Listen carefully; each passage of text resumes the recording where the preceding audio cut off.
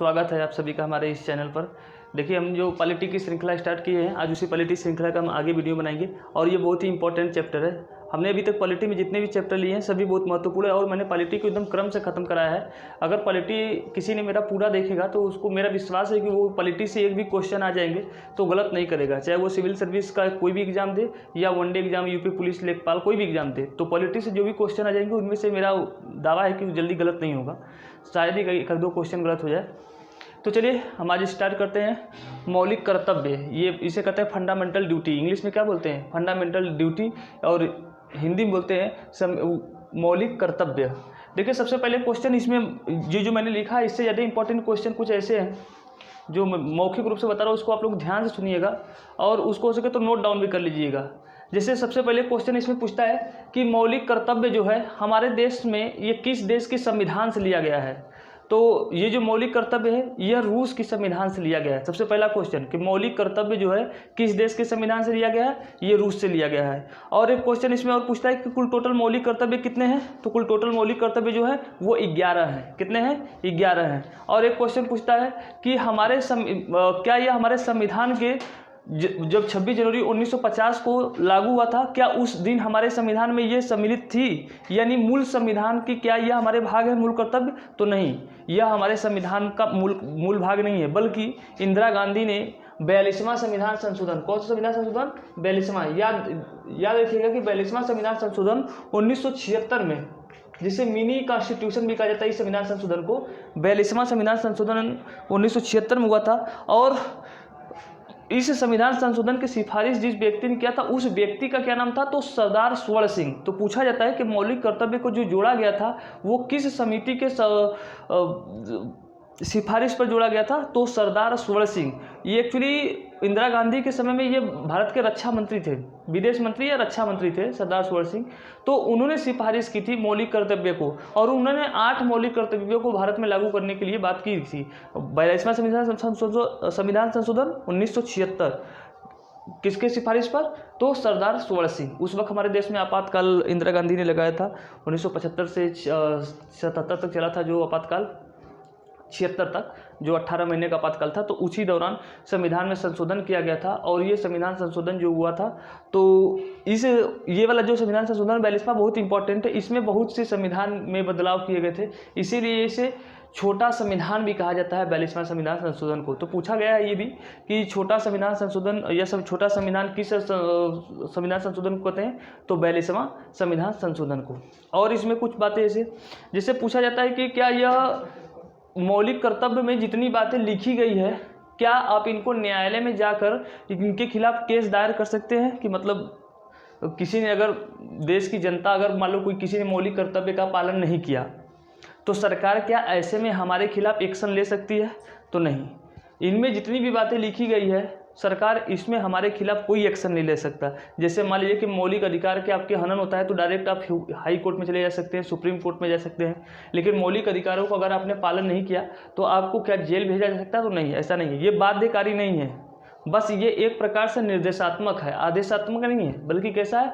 निर्देशात्मक है। निर्देश आपको देता है कि आपको ये करना चाहिए, लेकिन ये आपको इसके लिए कोई सज़ा नहीं दी जाएगी अगर आपने इसका पालन नहीं किया। तो सीधे तो नहीं आपको सज़ा दी जा सकती, लेकिन इनडायरेक्ट रूप से हमारे देश की सरकार ने या संसद ने अलग अलग कानून बनाए हैं, उन कानूनों के तहत आपको क्या की जाएगी? सज़ा दी जाएगी। जैसे कि अगर मान लीजिए इसमें लिखा है सार्वजनिक संपत्ति की रक्षा करें एवं हिंसा से दूर रहें। अगर आप हिंसा करते हैं तो आप जानते हैं कि आपके पास IPC की धारा आपके खिलाफ लग जाएगी। जैसे इसमें लिखा है कि प्राकृतिक पर्यावरण की रक्षा करें। अगर आप पर्यावरण की रक्षा नहीं करते हैं तो हमारे जानते हैं कि पर्यावरण संरक्षण अधिनियम 1986 बना है, उसके तहत आपको सजा दी जाएगी। तो ये जो मौलिक कर्तव्य ये सीधे लिखा भले नहीं है, लेकिन इनडायरेक्ट रूप से इस देश की जनता को इसके लिए सजा भुगतना पड़ सकता है। तो इतनी बातें आप याद रखिएगा। तो हमने बता दिया है जितनी बातें इसमें से फैक्चुअल पूछे जाते हैं, और जो मैंने बातें बताई वो बहुत इंपॉर्टेंट थे, वही सब बातें पूछे जाते हैं। ये एक बार स्टेटमेंट दिया था कि हमारे संविधान के मूल संविधान में कितने मौलिक कर्तव्य जोड़े गए थे। तो बहुत से लोगों को ये बात समझ में नहीं आई कि कितने मूल कर्तव्य जोड़े गए थे। तो मौलिक संविधान में, तो मौलिक संविधान में एक भी मूल कर्तव्य नहीं जोड़े गए थे, क्योंकि मूल संविधान किसे कहते हैं? जो 26 जनवरी 1950 को लागू हुआ था उसे कहा जाता है मूल संविधान। और हमारे देश ये कब जोड़ा गया मौलिक कर्तव्य? तो 1976 में जोड़ा गया 42वां संविधान संशोधन के द्वारा। इतनी बातें भी याद रखिएगा। अब हम लोग आते हैं मौलिक कर्तव्य को। ये कुछ मौलिक कर्तव्य 11 हैं, इनको याद रखिएगा। इनमें से एक और इम्पोर्टेंट क्वेश्चन पूछता है कि मौलिक कर्तव्य का उल्लेख हमारे संविधान के किस भाग में है? तो याद रहे कि संविधान के भाग 4 में है। किस भाग में है? संविधान के भाग 4 में। और कौन से अनुच्छेद में? अनुच्छेद 51A में। जब भी जान लीजिएगा कि किसी में अगर जैसे भाग 1, 2, 3 ऐसे लिखा है और उसमें A लिख दे, B लिख दे, C लिख दे, तो इसका मतलब जान लीजिएगा कि मूल संविधान का भाग तो नहीं था, उसे बाद में जोड़ा गया है। उसे क्या किया गया? बाद में जोड़ा गया है।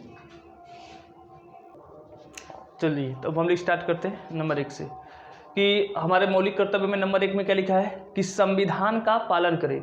संविधान में जो हमारे 395 अनुच्छेद लिखे गए, जो IPC, CRPC, ये सब जो बातें हैं, तो संविधान का पालन करें। संविधान में जो बातें लिखी गई है उनको आप उनका आप क्या करें? पालन करें। और उसके आदर्शों का, संविधान में जो बातें लिखी गई हैं, जो बातें अच्छी बातें लिखी गई हैं, उनका क्या करें? उन आदर्शों का आप, या उन आदर्शों का और संस्थाओं का, जैसे हमारे सरकार की, हमारे देश की कौन कौन संस्था है, जैसे सुप्रीम कोर्ट हुआ, संसद हुआ, या जो विद्यालय, हॉस्पिटल जितने भी होते हैं, जो सरकारी जितने भी होते हैं, उन सभी के क्या करें? उन संस्थाओं का। और राष्ट्रध्वज, एक राष्ट्रध्वज एक तिरंगा है उनका, और राष्ट्रगान जो जनगण मनगढ़ होता है उसे क्या कहते हैं? राष्ट्रगान। राष्ट्रगीत नहीं, एक बार क्वेश्चन पूछा था, क्योंकि ये दिया था कि हमारे मौलिक कर्तव्य में निम्नलिखित में से किसका उल्लेख नहीं किया गया। क्वेश्चन ऐसे बना था कि हमारे मौलिक कर्तव्य में निम्नलिखित में से किसका उल्लेख नहीं किया गया है। तो राष्ट्रध्वज था, राष्ट्रगान था, और एक अखंडता शब्द या संप्रभुता शब्द था, और उसी में एक दे दिया था राष्ट्रगीत। तो ध्यान रखिएगा कि राष्ट्रगीत नहीं है। तो लोगों को लगा कि राष्ट्रध्वज, राष्ट्रगान, राष्ट्रगीत तो है ही, अखंडता शब्द, संप्रभुता शब्द नहीं होगा, तो उसको टिक लगाया था। अब याद रखिएगा कि राष्ट्रगीत जो है हमारे मौलिक कर्तव्य में उसका उल्लेख नहीं किया गया है। तो याद रखिएगा कि राष्ट्रगान का आदर करें, ये बातें लिखी गई है मौलिक कर्तव्य के पहला में, कि संविधान का पालन करें, उसके आदर्शों, संस्थाओं, राष्ट्रध्वज और राष्ट्रगान का आदर करें। ठीक है। फिर दूसरा मौलिक कर्तव्य क्या है कि स्वतंत्रता के लिए हमारे राष्ट्रीय आंदोलन को प्रेरित करने वाले उच्च आदर्शों को हृदय में संजोए रखें और उनका पालन करें। उच्च आदर्श कौन है? जैसे कि हमारे आंदोलन में, जैसे कि एक असहयोग आंदोलन चला था, सविनय अवज्ञा आंदोलन, भारत छोड़ो आंदोलन, इस प्रकार के जब आंदोलन चल रहे थे तो बड़े अच्छे अच्छे भाषण दिए जा रहे थे लोगों को, जैसे करो मरो, और लोगों को आंदोलन के प्रति प्रेरित किया जा रहा था। ये सबको हम क्या कहते हैं? उच्च आदर्श कहते हैं। तो ऐसे उच्च आदर्श को क्या करना चाहिए हमें? अब दिया कि उच्च आदर्शों को हृदय में संजोए रखें, इनको हमेशा याद रखें कि भाई ये सब हमारे देश को आज़ाद कराने में बड़े महत्वपूर्ण भूमिका निभाए हैं, तो उनको दिल में संजोए रखें और उसका क्या करें? पालन करें। उनका क्या करें? पालन करें। फिर उसके बाद है एकता, अखंडता और संप्रभुता को क्या करें? अक्षुण्य बनाए रखें। एक बार ये क्वेश्चन पूछा था कि अभी IAS में या PCS में था 2020 वाले में, 2020-21 में, कि एकता, अखंडता और संप्रभुता को अक्षुण्य बनाए रखे संविधान के किसमें इसका उल्लेख है? दिया था मौलिक कर्तव्य में, मौलिक अधिकार में, नीति निर्देशक तत्व में, प्रस्तावना में। तो इसका उल्लेख प्रस्तावना भी है वहाँ पर, लेकिन एकता और अखंडता दिया है, लेकिन वहाँ पे अक्षुण्य शब्द जो है ये नहीं लिखा हुआ है कि देश की एकता अखंडता को बनाए रखे, ऐसे लिखा है। लेकिन अक्षुण्य शब्द जो है, एकता अखंड, पहले संप्रभुता है, संप्रभुता, एकता और अखंडता को अक्षुण्य बनाए रखे, ये वाला जब शब्द रहे, अक्षुण्य शब्द जुड़ जाए, तो जान लीजिए कि ये मौलिक कर्तव्य में है, क्योंकि क्वेश्चन इसमें ऐसे पूछा था। ठीक है, तो याद रखिए, क्योंकि अब एग्जाम में मैंने बताया कि ट्रेंड बहुत चेंज हो चुके हैं। फिर उसके बाद है देश रक्षा करे, देश की रक्षा करे, जो चौथा मौलिक कर्तव्य है कि देश की रक्षा करे एवं आह्वान करने पर सेवा प्रदान करे। जैसे मान लीजिए कि हमें अपने देश की सेवा करनी है, अब अचानक से मतलब बाढ़ आ गया, अचानक से तूफान आ गए, अचानक से चक्रवात आ गया, या किसी देश ने हमारे ऊपर आक्रमण कर दिया, तो ऐसे समय में हमें क्या करना चाहिए कि देश की रक्षा करें, और जब देश मुसीबत में हो, जब आह्वान करे कि आज देश की आपको सेवा करनी है, तो ऐसे समय में हमें क्या करना चाहिए? तत्पर रहना चाहिए। ये मौलिक कर्तव्य में हमारे लिखा है, मौलिक कर्तव्य 4 में, कि देश की रक्षा करे एवं आह्वान करने पर अपनी सेवा प्रदान करे देश को। ठीक है, ये बातें आप याद रखें। फिर उसके बाद 5वां है समरसता एवं समान भातृत्व का निर्माण करें। समरसता का मतलब और समान भ्रातृत्व का मतलब और समरसता का मतलब होता है कि देश की एकता। समरसता मतलब होता है यूनिटी या हारमोनी जिसे बोलते हैं, और भ्रातृत्व मतलब भाईचारा। तो हमें समरसता और भाईचारा का क्या करना चाहिए, निर्माण करना चाहिए। तो हम लोग तो निर्माण करते ही हैं, लेकिन ये जब चुनाव जब आते हैं तो हमारे देश में कुछ चोरकट नेता खड़े हो जाएंगे, हिंदू मुस्लिम का दंगा कराएंगे, ऊंच नीच जाति व्यवस्था, इन सब चीज़ों को फिर से क्या करेंगे, आपको याद दिलाएंगे। तो इस देश की जनता तो समरसता समान भ्रातृत्व की बात तो सिखाती है, लेकिन ये चोरकट नेता और कुछ उनके सहयोगी जो हर जगह जब भी उगलेंगे, मुंह जब भी खुलेगा तो कुछ ना कुछ जहर ही उगलेंगे, जो हिंदू मुस्लिम की बात करेंगे हमेशा। तो ऐसे कुछ चोरकट लोग समाज में हर जगह घूम रहे हैं, उनकी बातों को आप ध्यान न दीजिए। लेकिन हमारा संविधान में लिखा हुआ है जो मौलिक कर्तव्य की समरसता एवं समान भ्रातृत्व का निर्माण करे और ऐसी प्रथाओं को त्याग करे जो स्त्री सम्मान के खिलाफ हो। इसमें लिखा है कि ऐसी प्रथाओं का क्या करना चाहिए, हमें त्याग करना चाहिए जो हमारे स्त्री सम्मान के क्या हो, खिलाफ हो। लेकिन आज भी हमारे समाज में कुछ ऐसी प्रथाएं चल रही हैं जो स्त्री सम्मान के खिलाफ है, लेकिन फिर भी उससे सही मानकर लोग क्या कर रहे हैं, चला ही रहा है। लेकिन क्या किया जा सकता है, संविधान में लिखा है, लेकिन उसको पालन करना बहुत कठिन है। तो देखिए, ये समरसता समान भ्रातृत्व का निर्माण करे और ऐसी प्रथाओं का त्याग करे जो स्त्री सम्मान के खिलाफ हो। तो स्त्रियों को भी सम्मान देता है कौन, ये हमारा मौलिक कर्तव्य है। फिर उसके बाद आते हैं छठवां जो हमारा मौलिक कर्तव्य है कि हमारी सामाजिक संस्कृति की गौरवशाली परंपरा का महत्व समझे और परीक्षण करे। ये हमें सिखाती है, ये जो लाइन है ये हमें समझाता है कि हमारी जो परंपराएं हैं, हमारी जो संस्कृति है, उनमें से सभी नहीं, क्योंकि हमारे यहाँ बहुत गड़बड़ कुछ भी संस्कृति रही है, कुछ परंपराएं बहुत गड़बड़ बहुत घटिया भी रही है। तो ये जो लाइन है ये हमें समझाती है कि हमारी जो संस्कृति में कुछ गौरवशाली जो परंपराएं रहे हैं उनके महत्व को समझे और उनका क्या करें, परीक्षण करें। परीक्षण का मतलब है कि उनको जांच परख के आप उनका पालन करें, नहीं कि कोनो भी परंपरा हमारे जैसे सती प्रथा थी, इन प्रथाओं को नहीं कि आप वो लागू कर ले, उनका पहले परीक्षण करें, परंपराओं का परीक्षण करें। अगर वो अच्छी है, सटीक है, तो उनको आज भी क्या करना चाहिए, लागू करना चाहिए। जैसे हमारे यहाँ एक परंपरा हुआ करती थी, लोग कहा करते थे कि नमक वाली सिस्टम है कि अगर नमक कहीं पे गिर जाए तो बुजुर्ग कहा करते थे कि इन्हें आपको स्वर्ग में जाकर अपनी आंखों की पलकों से उठाना पड़ेगा। मतलब एक ऐसी परंपरा हमारे यहाँ चला करती थी कि जिनमें प्राकृतिक संसाधनों का क्या करते थे, बड़ी कीमत करते थे कि एक बार अगर नमक गिर गया चारपाई पर से तो उन्हें आप अपनी आंखों की पलकों से जाकर कहाँ उठाएंगे, स्वर्ग में उठाएंगे या नर्क में, जहाँ पर भी होगा आप उठाएंगे।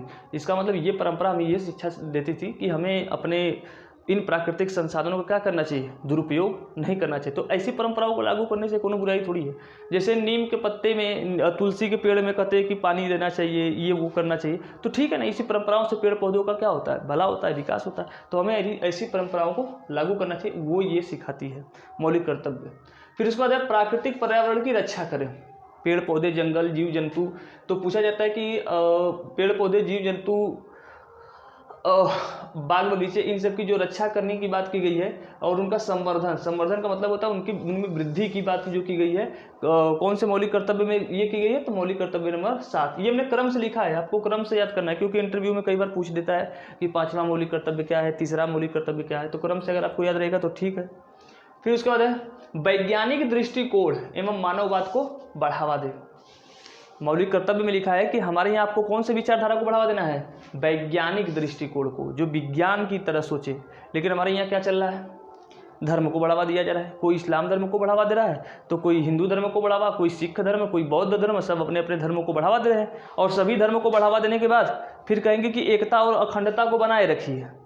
जब आप सभी धर्म को बनाए रखेंगे, फिर उसके बाद मतलब सभी धर्म को आप बढ़ाएंगे, फिर कहा जाएगा आपको एकता, अखंडता, समरसता, भाई भ्रातृत्व विचारधारा को आप बढ़ाएं। कैसे बढ़ेगा भाई, यही तो अजीब विडंबना है कि हमारे एक हिंदू धर्म में जाति व्यवस्था फैली हुई है। पहले तो यहाँ के लोगों को वर्ण में बांट दिया गया, 4 वर्णों में बांट दिया गया, फिर जातियों में बांट दिया गया। इतना सब कुछ बांटने के बाद फिर कोई कहता है कि हिंदू भाइयों एक हो जाओ। कितनी अजीब विडंबना है कि आपको जातियों में बांटा गया, वर्ण व्यवस्था में बांटी गई, फिर आपको कहा जा रहा है कि हिंदू भाई एक हो जाओ। जब हिंदू भाई को एक होना था, पहले वर्ण में बांटे ही क्यों, या जातियों में इसे बांटे ही क्यों?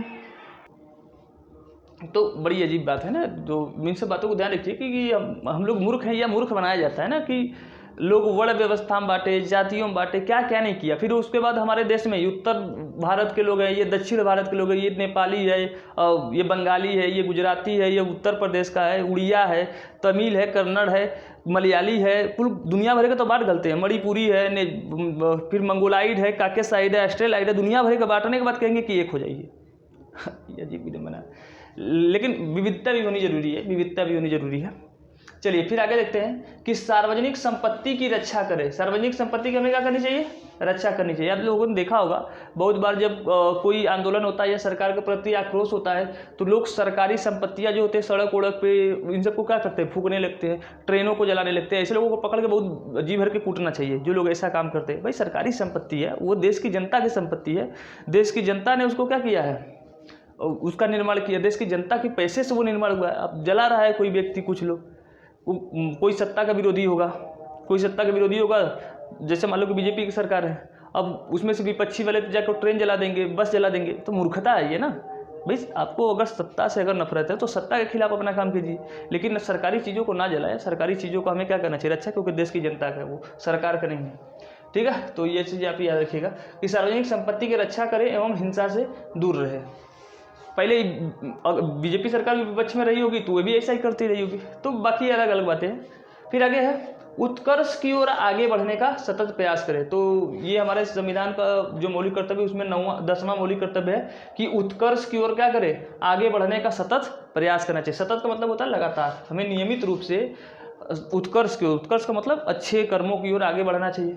फिर उसके बाद है 11वां, अपने इसमें लिखा है कि अपने 6 से 14 वर्ष तक के बच्चों को शिक्षा प्राप्त करने का अवसर दे। मतलब इसमें कहा गया है सबसे इम्पोर्टेंट भी यही है 11वां, क्योंकि इसे 86वां संविधान संशोधन अधिनियम 2002 में जोड़ा गया था। 86वां संविधान संशोधन 2002 में इसे हमारे मौलिक कर्तव्य में जोड़ा गया था।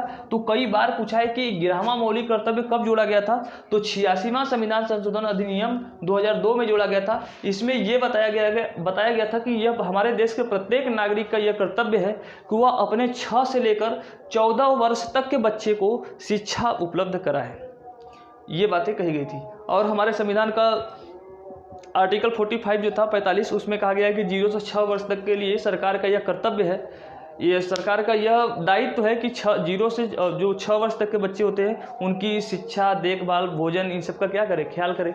फिर मौलिक अधिकार जो हमारा 21A है उसमें कहा गया है कि 6 से 14 वर्ष तक के बच्चों को शिक्षा प्राप्त करने का मौलिक अधिकार है। ये बात कही गई 3 जगह पर, 6 से 14 शिक्षा वाली बात कही गई।